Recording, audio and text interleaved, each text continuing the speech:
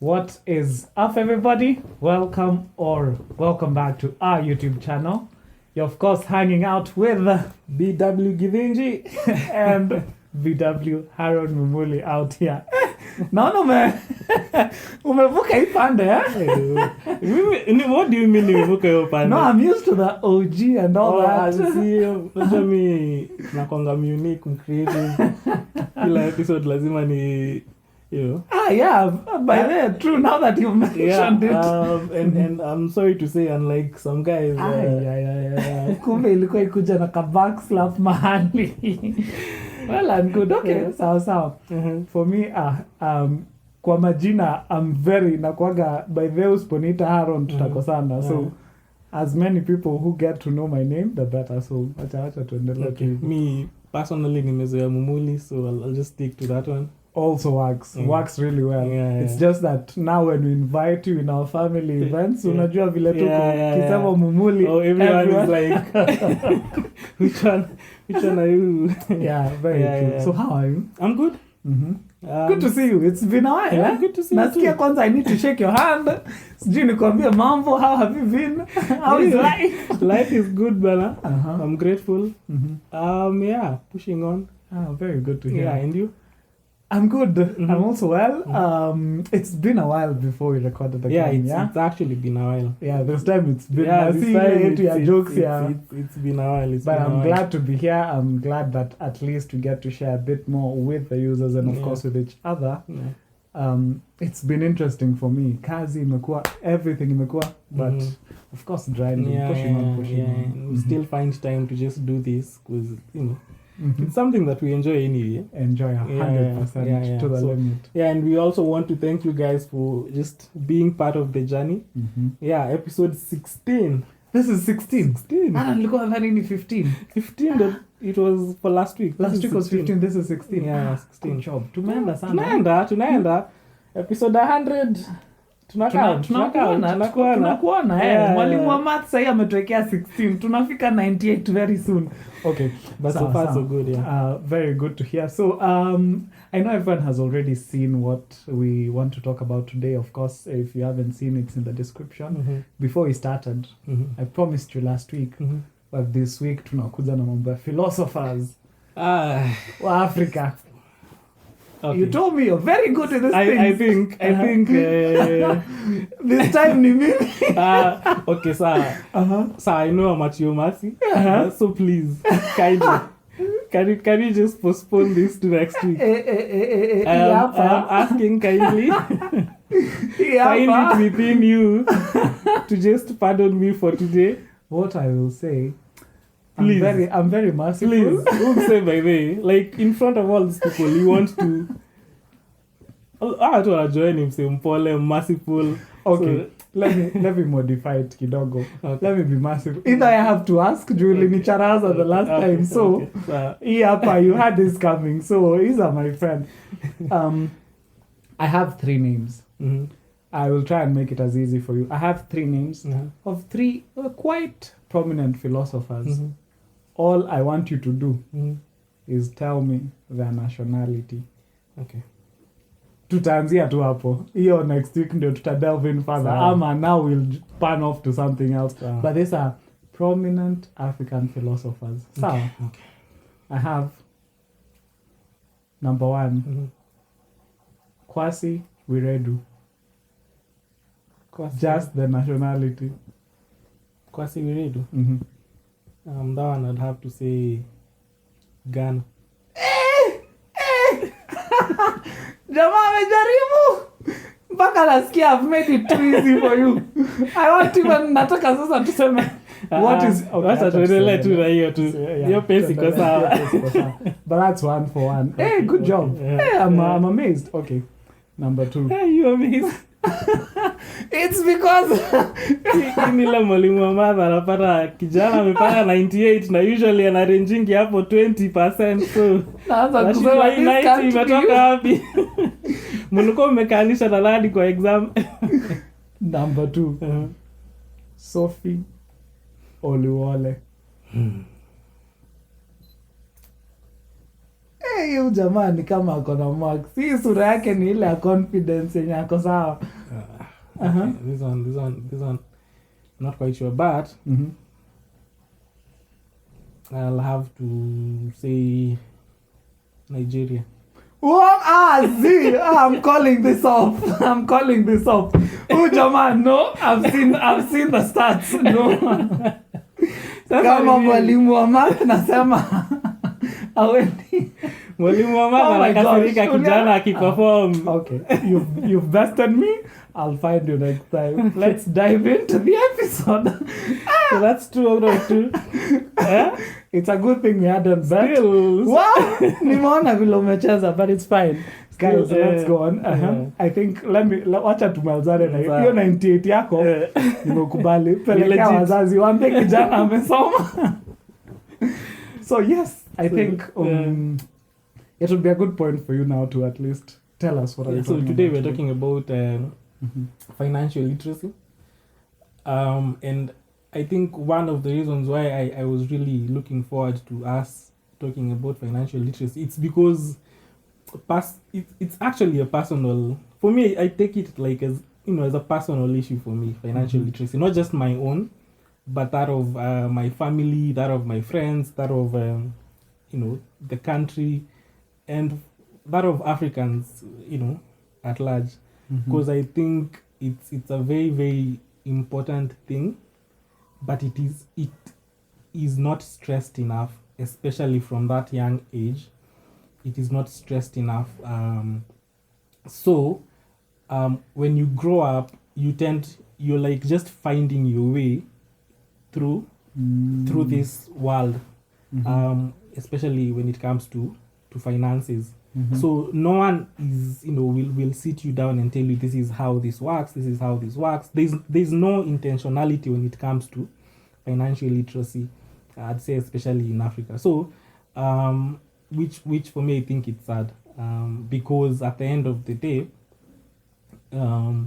everything that we do, and I think we talked about this in a previous episode, everything that we do, actually, yes, more or less the end goal is money. So going to school for all those years, working for all those years, all these things, we are doing them to get money.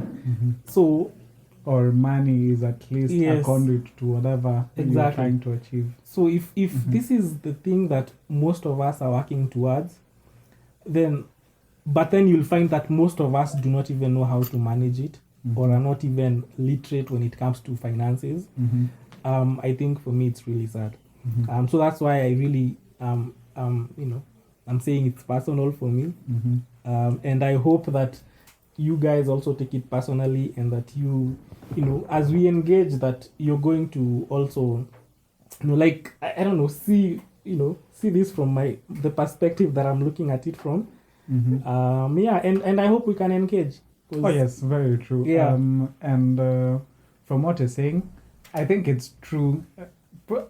I know we have different histories, and we've grown up in different environs, but we mostly, I think the fact that, I don't know if it's because we are in Kenya or something of that sort, the fact that we are under that umbrella of the country, the experience, as far as you're mentioning the financial literacy, or let's even say finance, as far as an individual is concerned, watch out to see in the family, or extend it to the further community.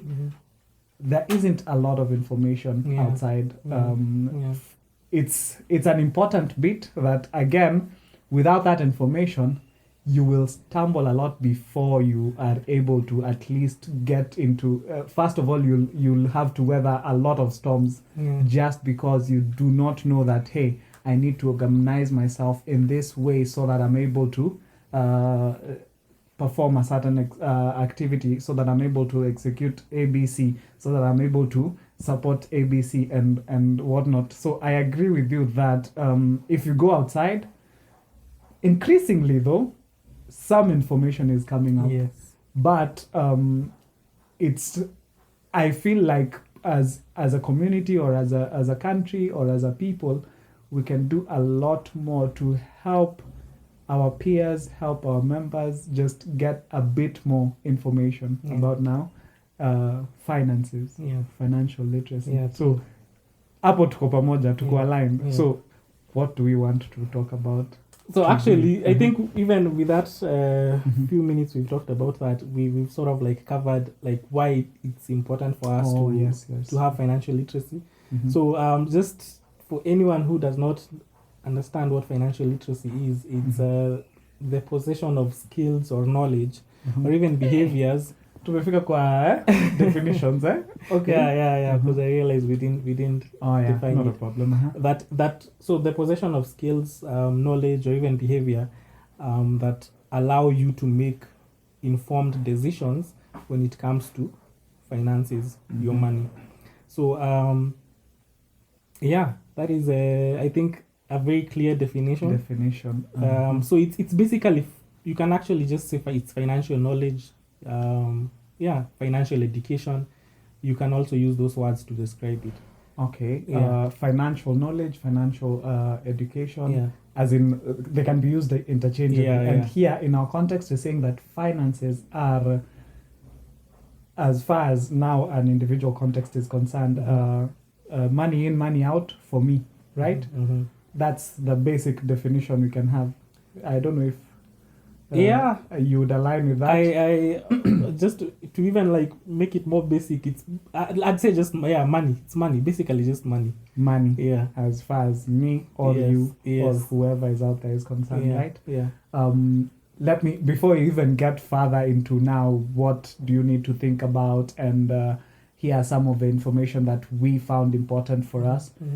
What point was it for you that you realized it's important for me to just, because the way I look at it, for even when you're talking about that literacy, there was a point where I got, even as an individual, where I was like, hey, I do not have enough information about this, and if I keep on operating in this way, I may suffer in the future. So I'll need to do a bit of research, or I'll need to just find out, or just query my peers, query my query my probably my seniors, superiors, whatnot. Was there a point for you in the same way that you realized, hey, I need to get a bit of knowledge about finances for me to even get further? When did it get important for you to be literate as far as finances are concerned? I think once I got my first job, and then of course once you get that job, you're excited, it's your first paycheck. You're thinking, okay, now nimeondokea mashida, so now I'm on the runway of prosperity. It's just taking off, all the way up. Yes, all the way up. But then once you get into it, and then maybe a few months later, a few years later, you look at yourself and you realize, I have earned this much over this period of time, but what is it that I can show for myself? And then you're like, to be honest, not much, because you've just been living like month to month. Let me say, whatever you've earnings you've gotten, all of it has been spent.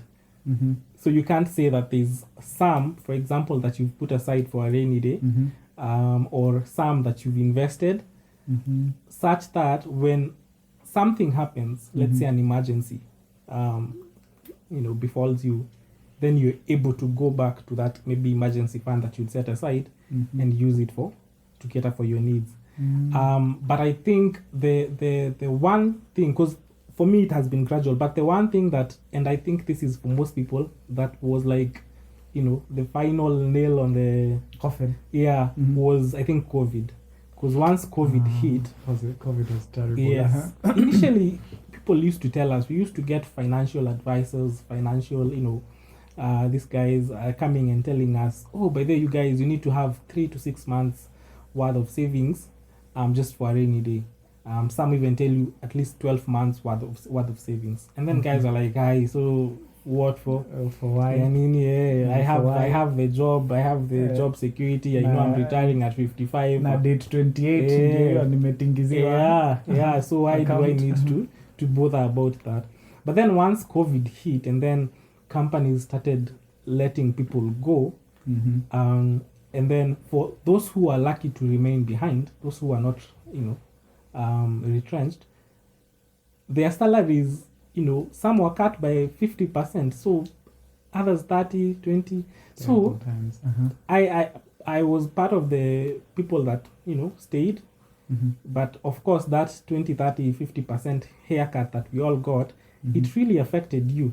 And then it made you think, okay, if these guys can actually just give me a 50% haircut, and then I need to figure out some things out. Yeah, you need to figure out some things. But then funny thing, you were able to survive even with that 50%. But then I put myself in the shoes of those other people, because I have friends who got laid off. Oh yeah, they stayed for a few months without work. And it was yes. Okay, I'm imagining if I was... fortunately, I was also part of we also, in the organization I was in, we also had the pay cuts, and we also had some staff who got let go. Yeah. So I was also trying to put myself in their shoes. And I was like, hey, if I was the one who was going, those would have been really dark days. Because for me, I was thinking, yes, I stayed behind. I got the pay cut. I'm feeling a bit stretched, as in the money is not enough. But then I'm thinking, at least I have this bit that is coming in every month. What about that other guy that just left? Someone has a family, has kids. Those kids don't know what there's a COVID-19. If they come back to the house, they need to eat. And in summary, they don't care. They don't care. It's not that they don't know. Even if it's happening, they don't care. Yes. As kids, they have requirements, and you need to provide for them. Exactly. So at that time, I just realized, wow, by the way, if it were me in that situation, I don't know how I would have survived, to be honest, by the way. So I was like, okay, maybe it's time to just think about this whole financial literacy thing, and in a different way, and just take it very seriously. So that, as cliche as it may sound, 3 to 6 months worth of, a salary set aside as an emergency fund, it suddenly made sense now, because you're like, what? For someone who had that kind of, who had taken that advice and decided to just save up for a rainy day, they were actually in a comfortable, not in a position where they could think. Because now putting myself in someone's shoes who probably has just been let go, and if you do not have a rainy day fund for yourself at that point, you might not even be thinking straight, because now it's, where will I get the money? Or if you do not have any other stream as a source of finance, now it will be, where am I getting? Because I'm used to this comfortable life. Mi ni mtu weekend nitaenda nikae chini niangushe kama nitandikia watu meza. And fortunately as well, COVID didn't allow people to indulge in whatever they were used to. So it was it was a cut on spending, but either way, you would be stretched, right? You would. So for me, that was, it's now time to actually take this thing seriously. So is it, if I tried to summarize it into, you decided to get a bit to get some financial literacy because you realized that you have no knowledge on investing, rainy day savings, or what was the third bit? There was also something else. There's even things like budgeting, because those things, I think even a budget helps you to actually determine how much will I need to put aside for that rainy day, should that rainy day come. And that rainy day will come, by the way. Whether you like. Yeah, it will come. The last one was COVID. My rainy day could be that I could be laid off from work tomorrow, or a company could go under. So what do? Yeah, exactly. And it's unpredictable what It will is. happen. And it's not that we're saying that it will definitely happen, Yes. but the fact that you're just prepared Yeah. makes you, gives you some level of at least some confidence. And some peace of mind, by the way. That's the word. Because you're like, whatever happens, it's like insurance. Mm-hmm. It's like when you take insurance for, your car, even if your car, you're not expecting to get an accident or your car to get into, any whatever kind of, but should it happen, then at the back of your mind, you're thinking, oh, I have insurance. These guys will take care of me. So they will reinstate me back to my original position before even the accident happened. So same case with people take in insurances for houses, businesses. So that's it gives you that peace of mind that I can just operate, knowing that should that rainy day come, I have something to fall back to. So for me, that peace of mind and that confidence is very important. So you needed that at least for you to. Yes. Okay, makes sense. Yeah. So I don't know for you. For me, unfortunately, we suffered the same fate as far as primary, high school, campus. I would say the first time I got some information that would be related to financial literacy is back when I was in campus. I was, I think, 3 years into campus. For me, already I was just doing my own thing, making money. It was always about, as in, I would call it hand to mouth. That's what guys call hand to mouth. Whatever money you're making, I've made this much money. It needs to go. What is it doing here? So as in, if I've spent it on food, I've spent it on rent, I've spent it on anything else, then okay, inamaanisha I need to drink as much as possible because this money needs to go. I've made it. So the first time I at least got some knowledge about it was a finance class, I believe. Actually, a lecturer was just gracious enough and was like, I can see you guys, you are actually studying to start your own organizations, and you're studying to either be employed as, it's either start your own organizations as entrepreneurs or whatnot, or be employed. But you have no knowledge about how you will be managing those. And there's a difference between knowing how to balance your books and managing, let's say, managing the finances, right? So it just, the lec just called in a lady who now I believe was a practitioner on financial literacy. I forget her name. If I do, probably will try and pin that information there because that was very key to whatever principles I operate now as far as financial literacy is concerned. And she asked very basic questions, and none of us had a clue in the entire class. So the first question, for example, she asked was, so how much are you willing to make? Because, of course, if you're in campus, you know that you're studying to either get employed or start your own business. How much are you willing to make? Personally? Are you asking me like right now? Yes, I'm asking you. Right now? You don't want to answer Ish. Okay, I just want to be clear on the question so that I know how to answer I've already asked it. Now the question is, are you willing to answer? I actually thought it was a rhetorical question, so... You see, we all thought it was until it wasn't. So what's your answer? At this particular point in time, how much? It doesn't have to be in Kenya shillings. Just give me a figure. I'd say, and again, amounts are very relative. Whatever amount is Very this much relative. for me, for someone it may be, Okay, like this much. then let's not even do figures. Just give me a letter. A letter? To say I'm willing to earn X much, Y much. How much are you willing to earn? Millions in a month. Okay, millions in a month, right? Yeah. Have you thought about how much of that million, the millions that you've just mentioned, have you thought about how much it's supposed to serve you as far as food, as far as your recreational activities, as far as probably your renting if you're not, if you don't have any housing, as far as insurance, and as far as... That's what she did to us. And I was like, For me, that was a turning point for me. And I was like, by the way, I've just been studying on. For me, I was doing IT, right? So I've just been studying about systems, but no one has been telling me that even when you get employed or when you start your own organization, leave the organization alone, because you'll have your accountants who will be advising all that.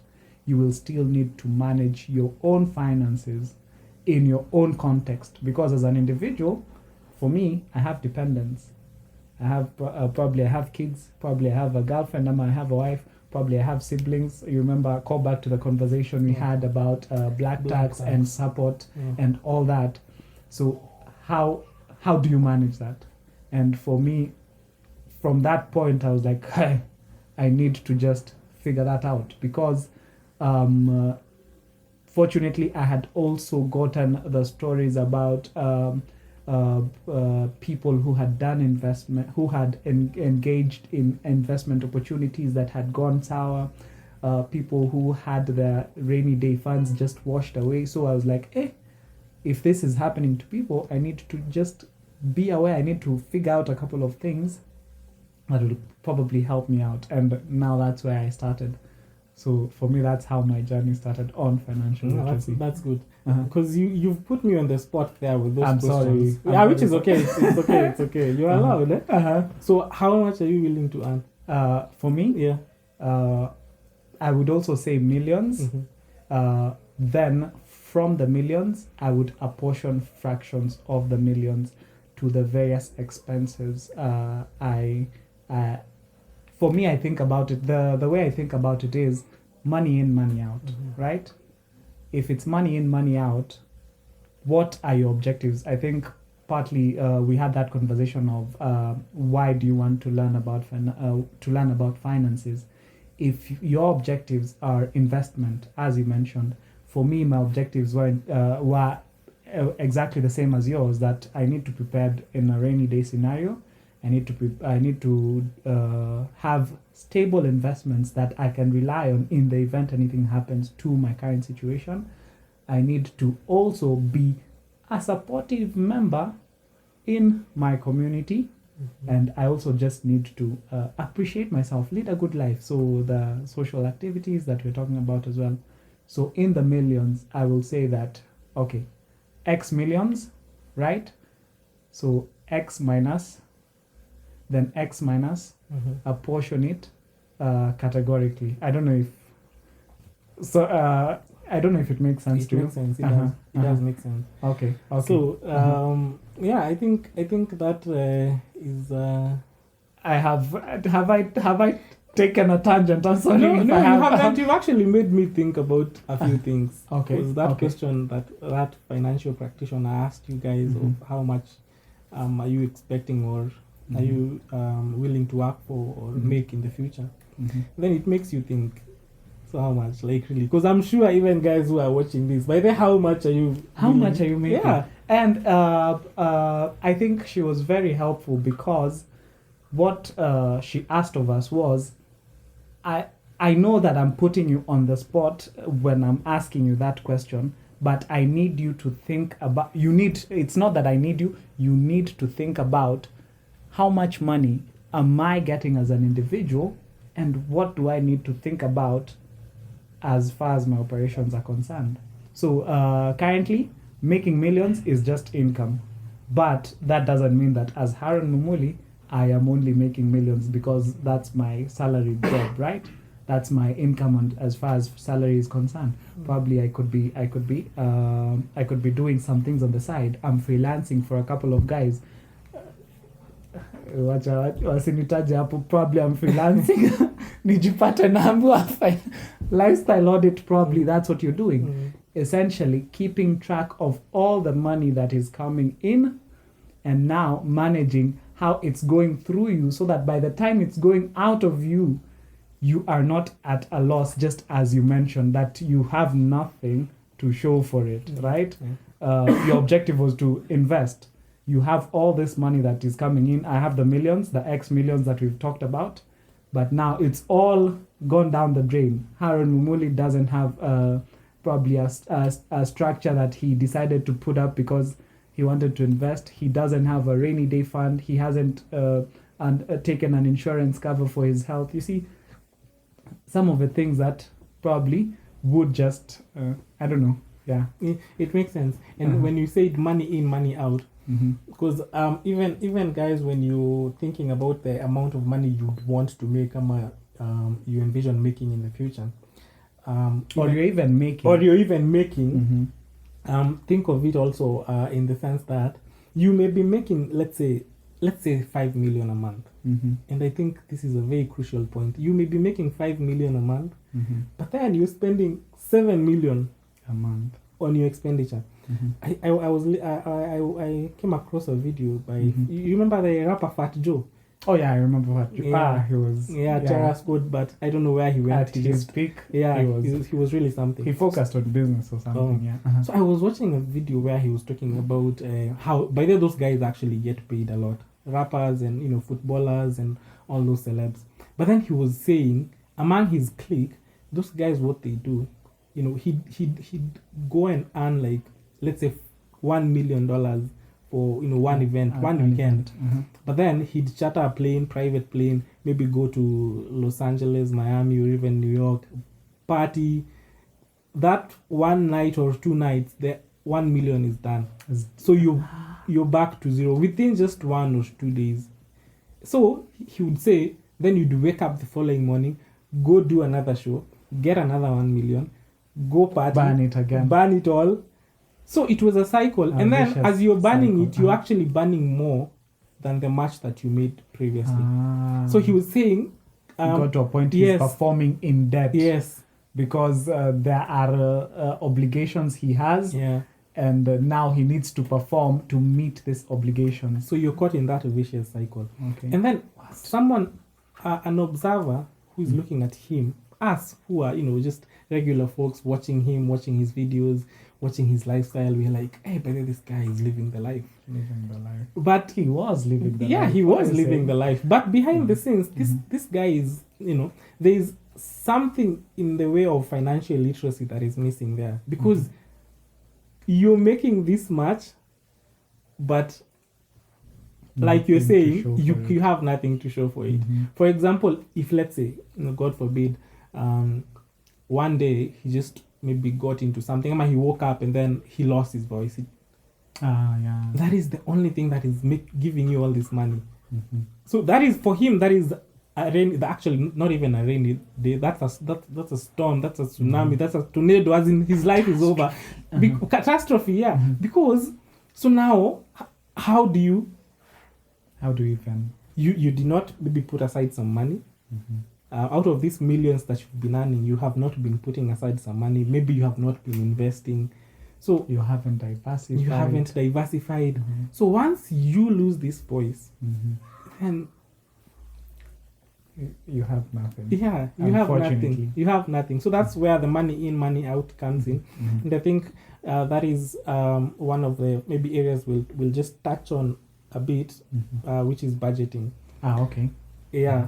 Very interesting. Okay. Yeah, but for now, I think maybe we can just look at maybe first earning. So, of course, earning is one of the key aspects. So earning, because of course, even we've asked that question: how much are you earning? How much do you plan to earn? Call it money in. Yes, money in. So yes, money in, because for us to even talk about financial literacy, there has to be money coming in. So so money in could be, of course, the active income that you're getting. You're employed, you're getting a salary at the end of the month. But then for you to let's say personally, for me to have that confidence, I felt that, and especially after COVID, I felt that I need to think about other ways of making sure that I still have money coming in. So when one, let's call it an artery is severed. Artery is serious. Let's say one vein is severed. Artery is terrible. One vein is severed. I can still operate. There are still some 2 others. They may not be as significant as maybe the main one, maybe the employment income that I'm getting, but these others can still sustain me for a period of 3, 6, even 12 months as I'm trying to figure out my next move. So I think that is one of the ways that maybe you can just increase maybe your earning. Just looking for and leveraging, like you've said, leveraging on your maybe special skills. You're in IT. I'm sure there are people who call you, once every once, and so I have this thing. Can you come sort it out for me? And then you're like, okay. This one I can do. This one I can do. Let's talk about how we'll deliver. Yes. Here's what we need. And then they give you this much. You see, that is aside from what you get at the end of the month from the artery. From the artery, yeah. You see, but it sort of like boosts the inflow from the artery, and you can use part of that to just maybe even save, invest, and do all those other things. So one of the ways is to just think of how you can increase the inflow that is coming in. So maybe a side hustle. People, we are working, but we are doing YouTube. Maybe in future, if this thing grows to a level where we could be earning a bit of money from it, you see, that is, we are working. We're actually working. Yeah. Full stop. Yeah, we are working. So job. Job. Wait. Good job. But I think, what you're saying is very important. That part of financial literacy is realizing that probably it's not a very smart idea to just have one stream as a source, one source of income. That as Harold Mumuli, as long as I have my job, I'm okay.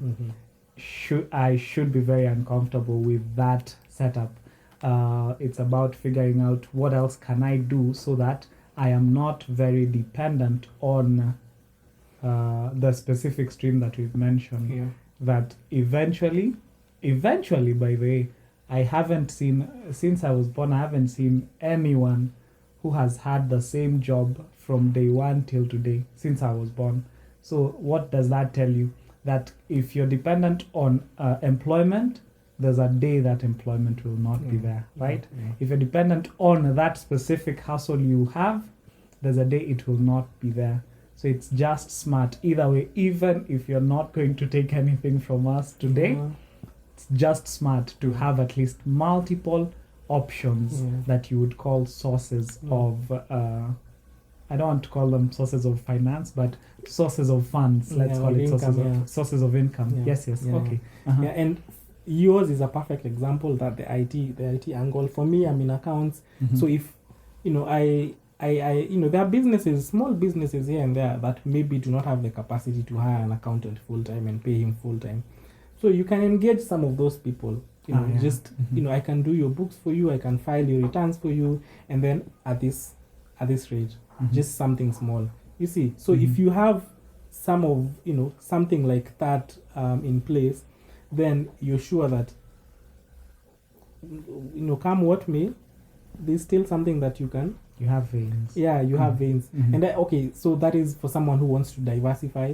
And I'm sure everyone, if you just sit down and look at yourself, there's something that you can offer. There's value that you can create with your skills, with the knowledge that you have gathered so far. So I'm sure, because sometimes you'll find people saying, I don't know what I can do. There's something that you can do. There's something you can offer. So just, you can even ask friends, because sometimes you can ask, so what can I do? And then someone will tell you, but have you thought about this? And then, so yeah, I think maybe the other way to just make sure that the inflow is quite significant is also just negotiating, especially for those who are employed. Just negotiate, because of course, if for example let's say I'm earning 50K. This is the episode that led to everyone going to ask for salary increment. Okay. I was watching these two guys from the sports on and YouTube. They were making sense. Yes, and I realized I'm not being paid enough. So HR, by the way, I need value for my I need money for my value. So, but it's good because I think there's an episode we talked about. I don't know whether it was toxic corporate cultures, and we talked about the issue of compensation for work that people are doing and all that. And there's that example that you gave where you had quoted a certain figure, and then and so just know how to negotiate for your to get as much money as you can, or as much compensation as you can for the value that you're bringing in. So and especially for people who are employed, I think that would really come in handy for them. Okay. Yeah, so I think the other one that we can look at is savings, because yes, money has First of all, now money has come. money has come in. Very true. So And even, sorry, just to before we get into savings, can we talk a bit about money has come in? What is it coming in for? Oh, that is budgeting. Sorry. Even before we go to saving, let us talk about budgeting. True. So yes, money has come in. So how do you apportion this money? How do you say this much is going this way? And I'm sure by the I'm sure, and maybe I'm assuming, but I'm sure a lot of guys watching this, they don't have budgets. Like you don't have that budget that you've written down that you follow every month, and you're like, this is the budget that we're using for. Like right now we're in 2023. End of October. So by now you're supposed to have, essentially, if you're very keen with your budgeting process, you're supposed to have a budget for next month, because in about 3-4 days you're going to get paid. So how will that money be apportioned to you as an individual? Yes. I think it's very important. For me, I wouldn't say I have a budget, but I would say I have a system that works.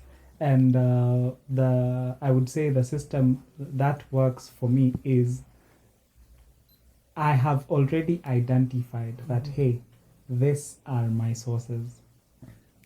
For the system that works for me, I'd call it as close to a budget as it gets. The reason I'm saying that is I have all the records. It's just that you will not find them in a spreadsheet that now has the figures. I tried that, iliniramba. So I was like, okay, because I can't do that, I still need to just identify. So meaning I have sat down and I have done an assessment that I have seen as Haron Mumuli, these are my expenses. Money in, this is how the money will go out. So for me, what is important? I need to eat, I need to sleep, I need to write all that. So that automatically means I need to account for renting. I need to, if I'm not in my house, if currently I'm renting, I need to figure out how much I'm going to spend for food. I need to figure out how much I'm going to spend for entertainment, meaning all the subscriptions and all that. I need to figure out how much I'm spending for all that.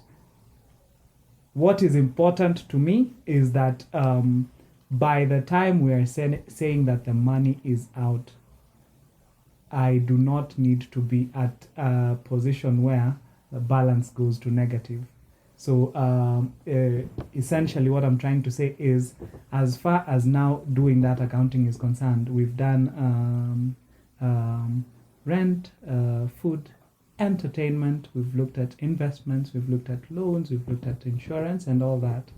By the time we are done, what has worked for me is, if all this is able to get me to a point that I am at greater than 0 or 0, worst case scenario, then I will be at a good position in the next, let me call it, financial period. Now we're treating ourselves as organizations. I will be in a good financial position. Let me say, I think that's a better statement. I'll be in a good financial position. So that has worked for me.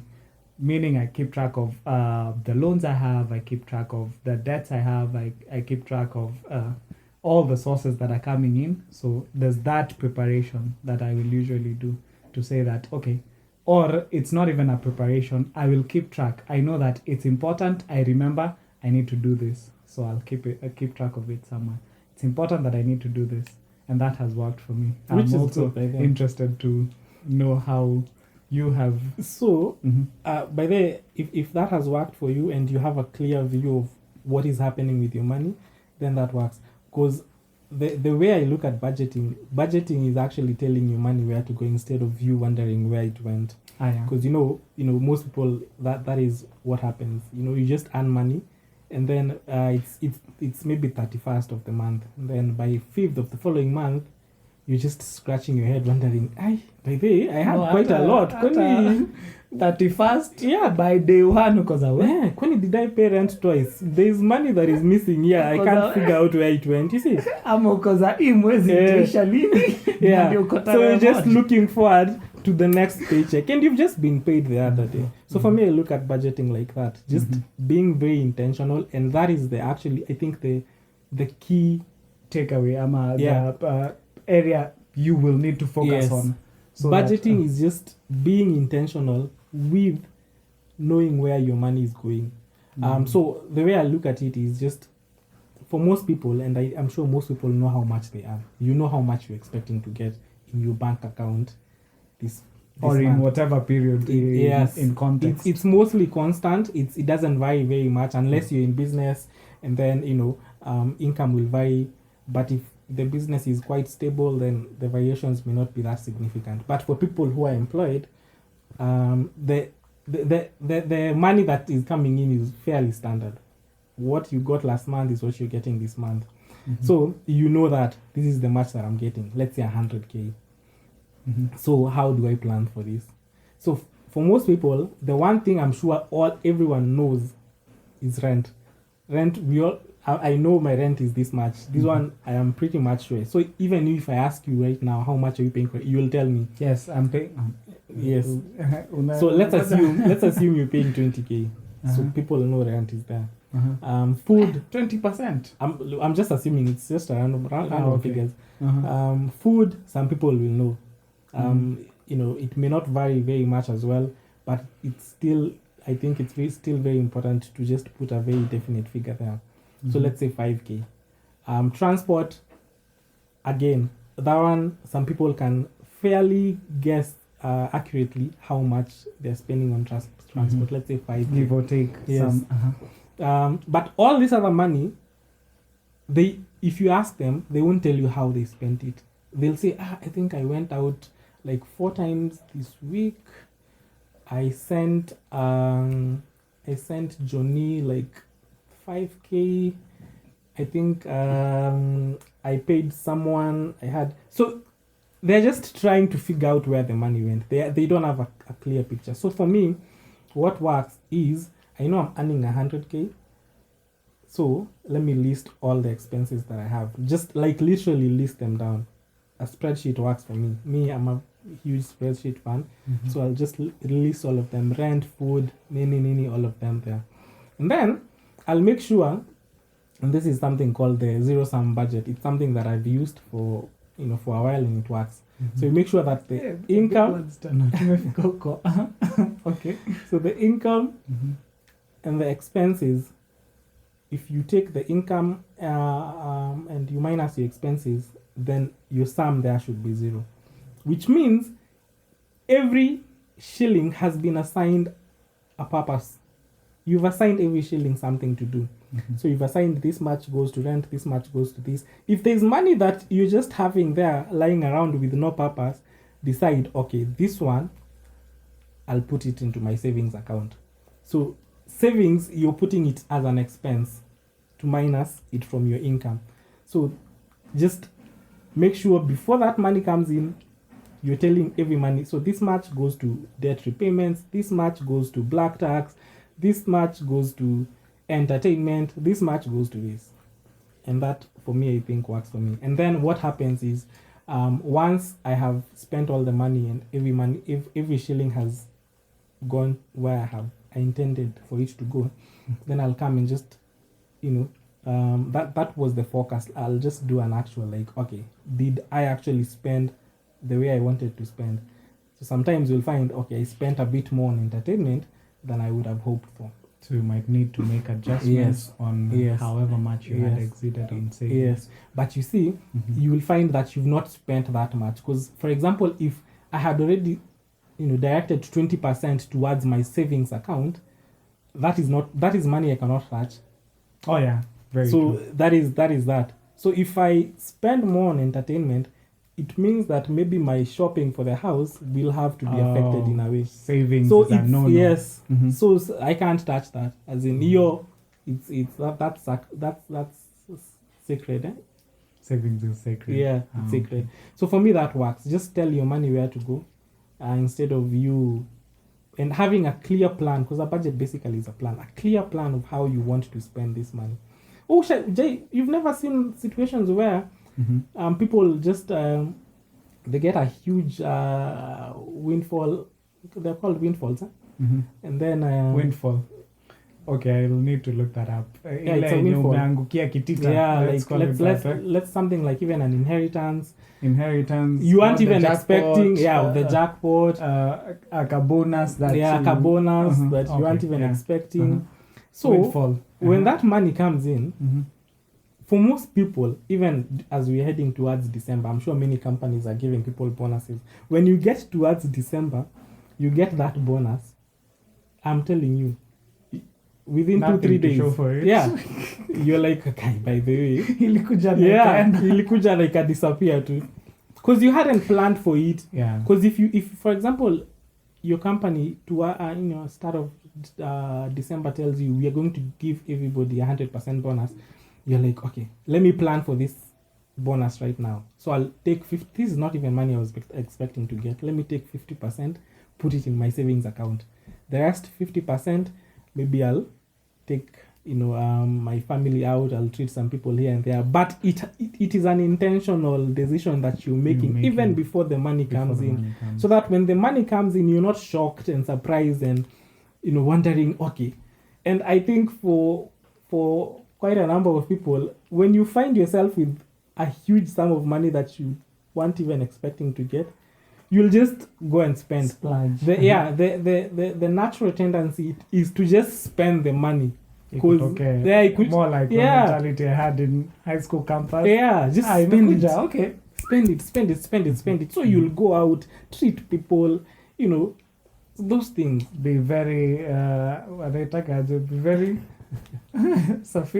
there's a term, sufficiently philanthropic. Yes. Very philanthropic. Hapo ndio mpaka unapeana and at that time, because people might be aware that you have this windfall that has just come your way, they might take advantage of you, because someone at that time will know, if I call Mumuli, ask him for 5k, he'll actually even send me 10. You see, if it's not enough, just tell me. Kwanza nakupigia asema nimeona niweke hiyo kidogo. So you see, but if you have a budget, if you call me and you tell me you need money, in as much as maybe I earn this much, and I'll tell you I don't have, because I have already assigned my money to different things, different activities. But for example, to cater for those scenarios where someone needs money, family needs money, there's again an exception for that. Yes, that you in the budget you have, like, let's say a figure like 10k.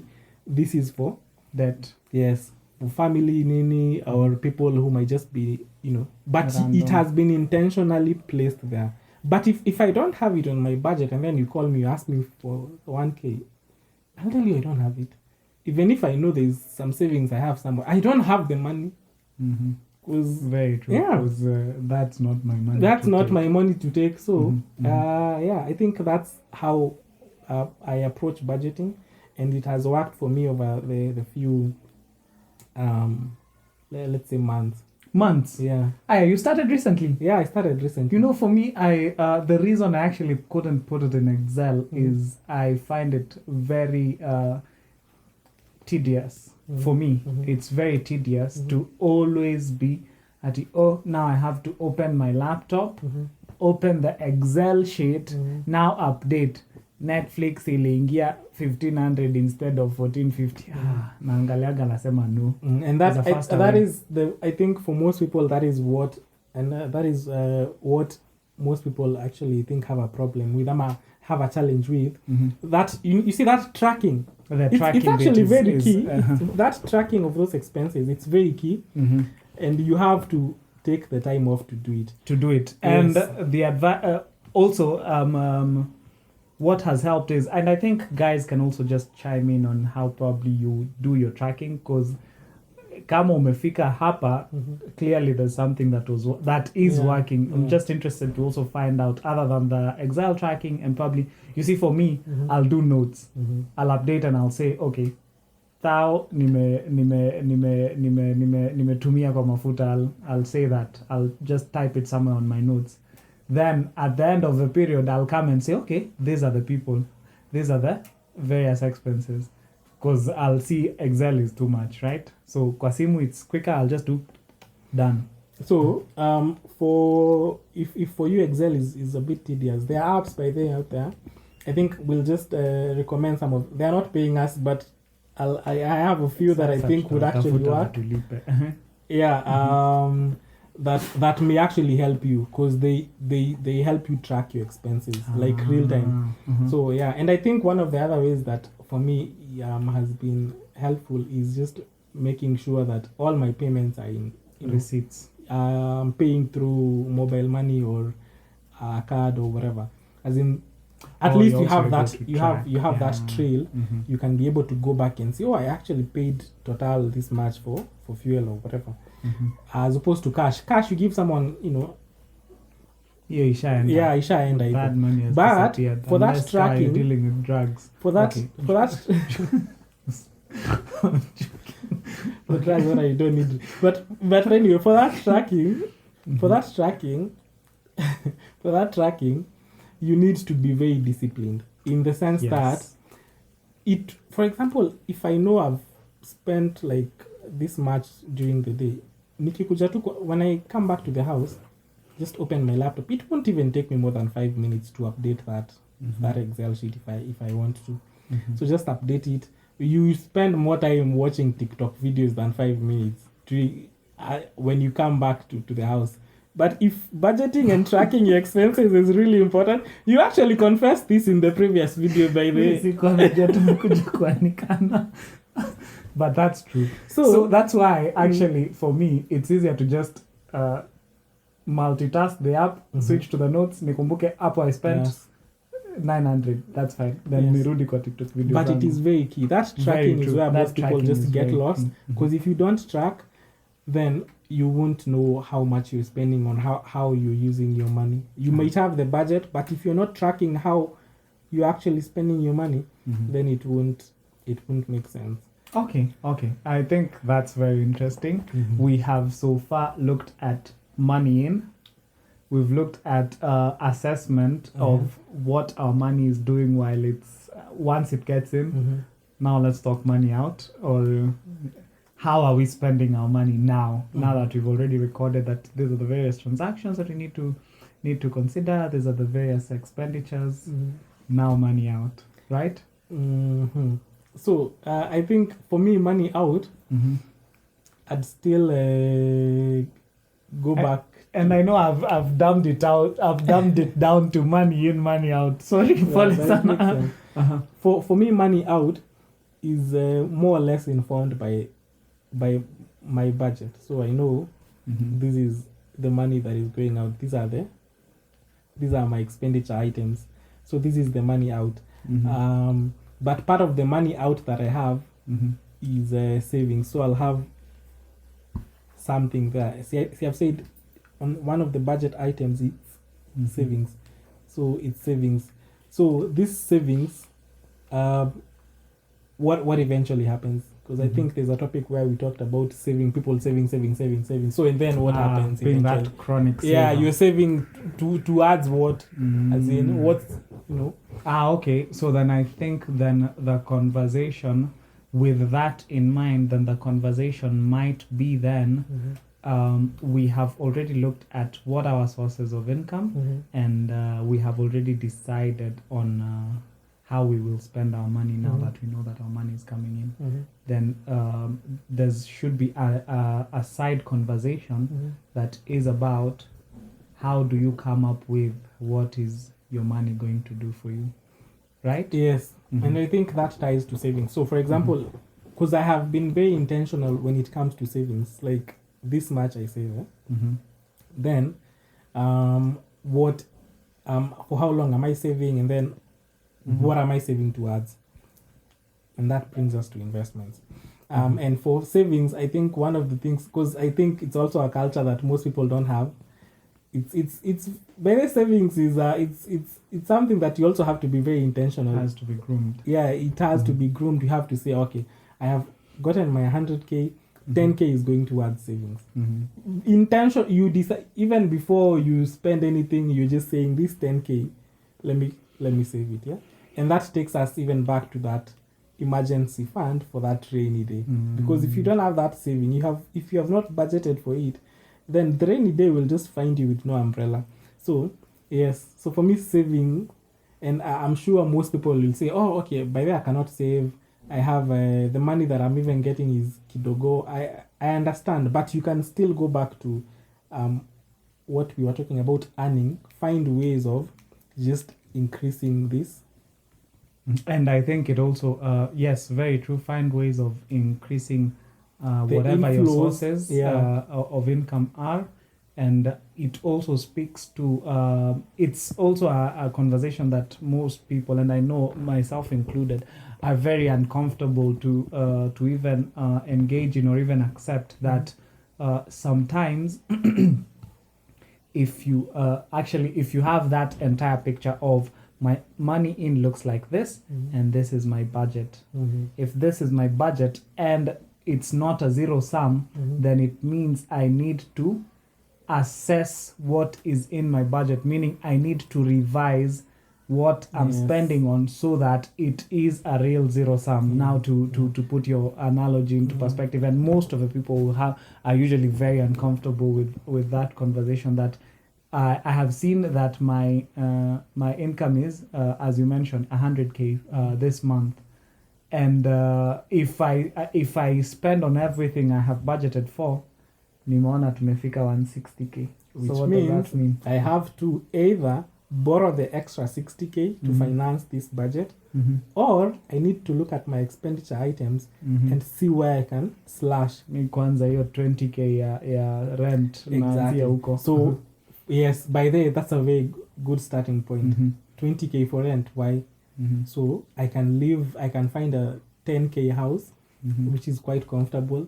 But I think for most people, if you start telling someone, hey, by the way, this 20K you're paying for rent, it's quite steep. So you just look for a good 10K house. They'll be like, no. Hey, kwanza that one, like, hey, my house. By the way, I'm what most people what do you mean? Most people will not be ready to just adjust their spending so that it fits, or should I say, hi, I'm most people. But it's very true. I think the issue is even with regards to that example of you don't want to downgrade from maybe two-bedroom house to a one-bedroom house, and you're just maybe a bachelor. It's because most people would rather look rich than be rich. As in, you just want people to see, okay, sawa, I'm living in this nice house, this nice neighborhood. I'm driving this nice car. I put on this nice clothes, brand names and whatever. We care so much about what people see than the actual situation that we are in. And that's why I'm saying most people would rather look rich than be rich.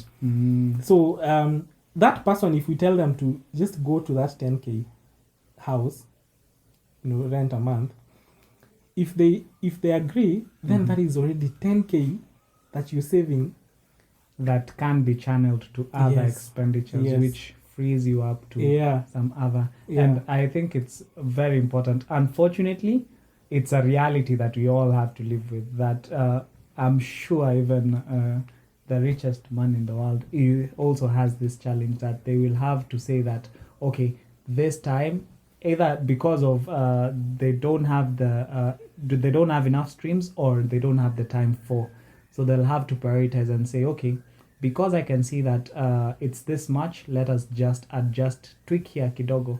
And I think what for my scenario, what really helped me to at least I'm not saying that I have financial freedom, I wish I had, but what really helped me to slightly have some level of peace of mind as far as now financial literacy and financial stability is concerned is you have the records, you have all that information, so now you just sit down and nimelose tena. But you see, if you have the records, that's what I'm saying. If you're keeping track of your expenses, you can be able to diagnose, where is this money going? Where am I spending so much that I don't need to be spending? If it's, for example, that rent, you'll see. If it's, for example, entertainment, you'll see I've been spending way too much on entertainment, and I need to adjust it or tweak it to some extent. Exactly. So and I think that is the whole purpose of just having that view, that just looking at things. Because when you have data, you're able to make logical decisions and decisions that will help you get to wherever. Yes. Thank you. Now you've brought me back. Yes. So I needed, before I was even able to just say that this is how my money will be spent, I needed to sit down and first decide, as Haron, what is important to me. I know that I need some level of freedom, even if it's not financial freedom. So that means, number one, investment is very important to me. So that my money can work for you. Work for me. Number two, I need to save, because we've already talked about savings and all that. It's important to save because rainy day and all that, right? So not just because of the rainy days, but we're also looking at, probably a future where my savings are also supporting me in just my lifestyle, right? So I also need to do that. Number three, I need some level of insurance that when I am operating outside, I will be in a good position, worst comes to worst. So health insurance, life insurance, car insurance, and all the rest of the insurances, right? Sawa, we are done with me being comfortable. I also need to eat. I need some way to, of course, get to my job or be able to deliver on the requirements I have. And we have mentioned as well that now there are all these other obligations that you need to look at. So for me, I had to sit down and acknowledge that these are the needs, right? And now that we've outlined all our needs, we know this is how much is coming that we'll need to spray on to all these needs. So now, what do you want to do with each? Okay, sawa. Let's look at rent. Let's look at all the way. So just doing that, now dissecting or chopping now the stream into pieces until it fits whatever needs you've identified like a glove. For me, that is how I was able to now just, so as in, if I'm here now, I'm like, it's okay. I know that this will happen, so it's fine. What results is now I have peace of mind because the security I'm looking for, I wouldn't say I have achieved it, but I am on track to achieve it because I know that this is what I'm doing and this is where I'm going, right? Yeah. That worked. Maybe that makes sense. And there's something you've mentioned there about insurance. That I really, really like that. In the sense that most people also don't really take care about that. Because if you have insurance, let's say medical insurance, then it's also a bit of gives you some sense of peace of mind, because you're like, if I get sick, someone in my family gets sick, the insurance is there. So I won't have a very big issue. If for example something happens to your car, you have the insurance. If for example something happens to you, you have life insurance, then your beneficiaries, your people that you leave behind will be taken care of. Will be taken in care quotes. of. Yes, in quotes. So I think that is a very good point there. Very true. Yeah. And I've also forgotten to mention that loans as well, as in it's just including all that in your listing, then just being realistic and saying, I know this is my capability. And the unfortunate truth that usually comes out is, more often than not, you will find that whatever streams you have might not be able to service everything. So you will just have to have that realistic conversation and say, okay, this is where we need to cut down. This is where we might need to build up. This is where we need to adjust. Which makes a lot of sense. By the way, I feel as if this conversation about money, it's very deep and then it's very diverse. So once you start talking about something, then there are other branches that come out of it. Because just for insurances, there's a lot we can talk There's a about lot we can as talk far as about. insurance is concerned. Savings, save. A lot. Investment, A lot. save. Loans, A save. lot. Budgeting, a lot. a As lot, in there's, even just earning, just in, enhancing your earnings. There is a lot by there that we can cover, and I feel as if we actually need to sit down and say, maybe address them as topics of yes, their own. Of their own. Actually, you guys can just, give your feedback. Tell us if you feel that, we need to, there are certain topics that you may need us to address them like separately. If it's debt management, we just sit down and just talk about debt management. Yeah, if it's investments, we just sit down and just talk about investment. But for some of them, I think we might also just need to also tag someone in. We are very open to that, by the way. True. If you're just an expert in some of these areas and you feel as if you may be able to add value, not just to this podcast, but to the viewers out there and listeners, and you feel that, whatever information you will share will help someone get that financial literacy and, be on their way to financial freedom, then you can always reach out. We are open to, I'm sure we will have very interesting conversations that will help the general masses. Yeah. So, but I think even as we just conclude, for me, financial literacy, it's something that you guys need to be very intentional with. You just need to know, yes, you're working for money, but how are you spending this money? What are your goals? What are your financial goals? What are you, seeing yourself retiring as? In what financial position?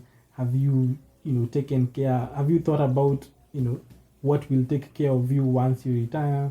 So all those things, by the way, if you just sit down and just start looking at those things, you might realize, hey, by the way, like there's we were saying, there's a lot you need to do, and you can have that peace of mind with whatever finances you have. I genuinely believe that you can have that peace of mind as long as you have some realistic conversations with yourself. I believe you can still, right? So I think we can just finish off with maybe just tell the audience some of the ways that maybe you may do to just enhance your financial literacy. So for me, what I can recall is from time to time, as you've mentioned, some of the areas that we have, you realize that they're very broad. Let's take investment, for example. I remember for the longest time, I really wanted to at least take up some investment so that I am in a better position eventually. What helped me at the time, what has been helping me is, first of all, just do a bit of research, because you know that investment is important, but currently it's a big word for you. Let me, in quotes, it's a big word for you. So first of all, it's finding out what is investment, what are the investment options we have within our context or within my context as an individual, because you notice that there are some investment opportunities that are not just local, are international. Find investments that match your, nataka mpaka niseme risk appetite, but I'm afraid I'm getting to be slightly technical. But it's in general just delving into what can you do as far as investment is concerned. Now that you've raised investment as a concern, do a bit of research on what options are there, what can you get into, and know how you'll be able to better yourself or get yourself into that level of peace of mind in the context of investment. So for me, that's how I've been doing it. When I hear about, or when I realize that insurance is a concern for me, it's now usually just a matter of, now I need to get back into the research, figure out what are the options are there, what do I need to do, what is an option that I'd be comfortable with, that I can stomach, and whatnot. That has been really working for me. I'm also interested to know. Yeah, for me, I think just to enhance my financial literacy, one of the ways is to just just read books when it comes to finances, because you realize, and that's the reason, part of the reason we're talking about financial literacy today, is it's not taught in schools. It is not. It is Unfortunately, it's not. And And it's very, I was very saddened that I was getting this information about how I need now to handle my money in campus. You know, you might think that this comes automatically, right? But if you think about it, you have been handling money since primary school. Mi nakumbuka I was being sent to the shop in class 2. Na nilikuwa naambiwa change inafaa iwe 30 bob. Yeah. Ama change inafaa iwe. But the fact that I've been doing it from class 2, that's like 6 or 7 years. And I'm coming now to figure out how I need to now be the one who says that my change needs to be 30 bob. It's about 10 years, I believe, or even actually it's 12 years if I can calculate correctly. 13 years. Yeah. And most of the information that you have about finances, it's information that you've stumbled upon, ama you've actually looked out for. Been very intentional about the research. But it's not that information that schools provide, parents provide, relatives provide. So I think for me, one of the ways is to just be very intentional, like you're saying, just seeking out information, reading books on finances, watching my content on finances. There's a guy called Robert Kiyosaki, the author of Rich Dad Poor Dad, a book I'd recommend to everyone. By the way, it's a good book. I've read it. Really? No, I've had it. Oh, okay. Audiobooks, my friend. Could never catch me. But it's a nice book. It's a nice book. It actually is one of the books that also just helped me get further into what are the things I need to consider, how to, in quotes, manipulate the system so that you win over the house. So books like that. Just even Robert Kiyosaki has, I think, videos on YouTube. You can just watch Richest them. Man in Babylon. Yes. Richest Man in Babylon. Okay. There are guys like Dave Ramsey. There are guys in Kenya there's this lady called Washeke Ndwati. She's the founder of Sentonomy. I'd also urge you guys to go check out Sentonomy. They're also doing a good job in terms of just educating people on their finances. Financial literacy in general. They are doing quite a good job in Kenya. So I think there's also a lady called, I think, Rita Hicks. That's a TikToker. There's a lady on TikTok. But she also has a channel on YouTube. I think we'll just leave some of those links here so that you guys can go and check them out. There's a couple called Pastor Murithi Wanjao and his wife Caro Wanjao. They also have a program called Couples and Money. It's a good program by the Wanjao. So I'd also recommend that to guys. We'll leave those links here. You guys go check them out, because the more you expose yourself to this information, the better you're able to make your as in you will have that peace of mind. And I believe that everyone's objectives is to have some level of peace of mind as far as finances. See, at you go up and you're stressed about pesa inatoka. Yeah, true. So I think that is one way, just to go out and seek out this knowledge intentionally from people, experts, people who actually can give you good knowledge when it comes to these things. Okay. So and have such conversations. Just talk about. Yes, and I know that our conversation has been very shallow. It has been very shallow in the sense that we have only touched the surface of literacy. Now, if you look at financial literacy, hizo vitu zote tumekuwa tukiongelea, you need to have information about your context. Because again, if you're watching it from Kenya, investment environment in Kenya is very different from a different country. So it's just having that knowledge and the contextual knowledge as well, so that you're able to even as well at least gain an advantage and be in a better position. And like we're saying, I'm sure maybe in future we'll look into just discussing about these things further. Other things we've not even touched on, like things like compound interest, time value of money, inflation, all those things. So there's quite a lot to unpack. But as we keep saying, the aim of even this podcast is to just initiate that conversation. Just put that spark. We are like that spark that lights the fire. So we are hoping that we have initiated something in you that will make you want to go and be financially Yes, treat. very true. And Yeah. even if it's not about just talking about financial literacy, we have at least given you some areas to think Yeah. about as you are moving on, or as you're journeying Yes. this thing we call life. True. So, guys, I think that has been it from us today. Yeah. We invite you to watch us again next time on our next episode. We have a lot of interesting content that's coming up. Again, we are modeling the perfect person. So far, the conversations have been interesting. Just if you haven't gone through our content, please go through. I'm sure you will hang for the long run. So remember to like, share, and subscribe as we keep on building this thing. Yeah. Tumeendelea bana. Thanks, guys. Until next time. This This is is